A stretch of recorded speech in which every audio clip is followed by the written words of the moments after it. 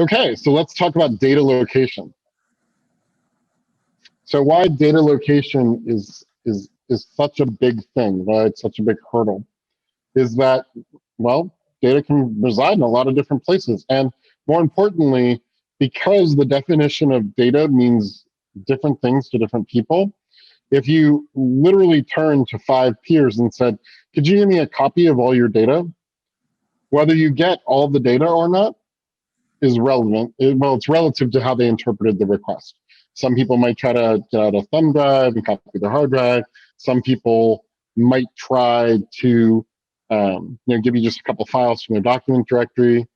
When you're actually looking at it from an organizational point of view, if you're thinking about the data as the memory of the organization and all of the pot of gold at the end of the rainbow, you are looking for all the data in all of the silos. And you're also looking for the definition of data at the same time.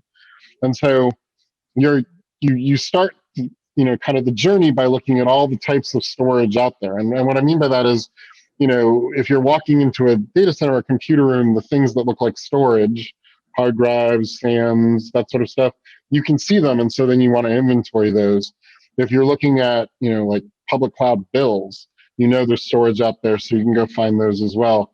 But, I've also worked in medical research where the way they archived experiments is they went literally down the street to like Best Buy and bought 250 external USB drives. And they kept 250 different experiments kind of in rotation on these drives. And there are still organizations that operate that way. I've seen it in media, in marketing. I've seen it in medical research and probably other research as well, where they just didn't know any better. So they made up the solution that worked. Location of the storage, are we talking about stuff that is in the computer room, in somebody's computer, on their phone, in their tab, down the street, at a branch office? Like all of these things create a lot of complexity in trying to kind of figure out where everything is and where's the data coming from in all the different ways. Well, sometimes people call that an input device or a sensor. Trying to figure out all the different ones that you have to watch, that can be a little difficult. And so kind of getting a map of all of those different ways that data is coming in and data is going out, where your users are. And then finally, the archival methods that people use. Are they shipping tapes? Or what kind of storage is being used for aging data? And what is the requirement around that? There are people who have to keep things 100 years. And I can tell you 100 years ago, USB drives were not a thing. So you have people still who have like microfiche or even, even paper. That is still data, and you have to be able to do something with it. So data mapping is the process of kind of having that asset inventory of everything that you have and all of the metadata around it that makes it useful. So how do we help? How does Mavenspire help? If you haven't met us before, we've been around for more than 20 years, and we are a problem solvers. We're challenge solvers. We're a consulting firm.